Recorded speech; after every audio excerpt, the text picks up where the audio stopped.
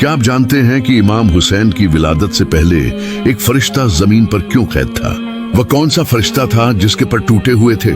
उसने ऐसी कौन सी लग़ज़िश की थी जिसकी वजह से वह आसमान से महरूम हो गया? और सबसे बढ़कर यह कि इमाम हुसैन की पैदाइश का उस फरिश्ते से क्या ताल्लुक था?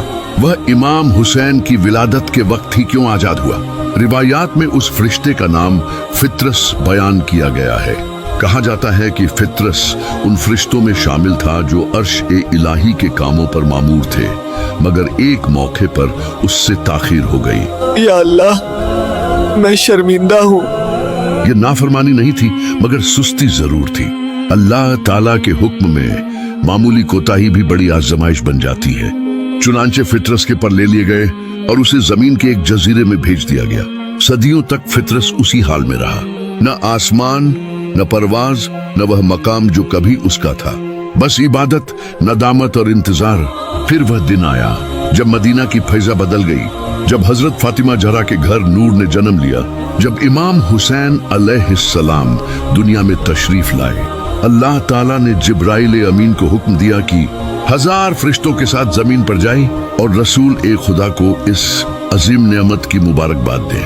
जिब्राइल जब जमीन की तरफ उतर रहे थे तो उनका गुजर उसी जजीरे से हुआ जहां फित्रस बरसों से कैद था। फित्रस ने जिब्राइल को देखा तो बेचैन हो गया।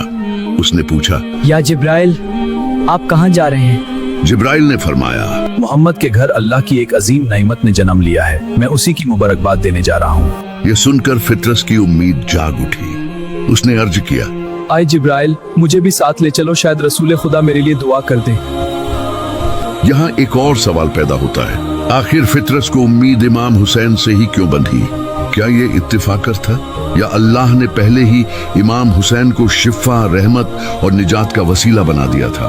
जिब्राइल फित्रस को साथ ले आए, लेकिन अदब की वजह से उसे बाहर ठहराया गया। तुम यहाँ पे ठहरो, मैं रसूलुल्लाह से इजाजत लेकर आता हूँ।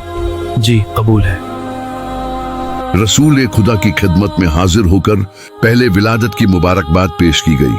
फिर फित्रस का हाल बयान किया गया। नबी करीम ने फरमाया, फित्रस को अंदर ले आओ। जब फित्रस हाजिर हुआ और अपनी दास्तान सुनाई तो रसूल खुदा ने फरमाया, अपने टूटे हुए पर इस बच्चे के जिस्म से मस कर लो।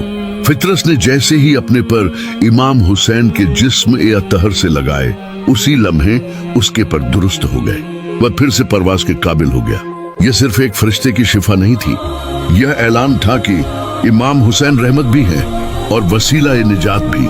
फित्रस ने आसमान की तरफ उड़ते हुए कहा, या रसूल अल्लाह, मैं क़यामत तक इमाम हुसैन के ज़ायरों का सलाम उन तक पहुँचाता रहूँगा।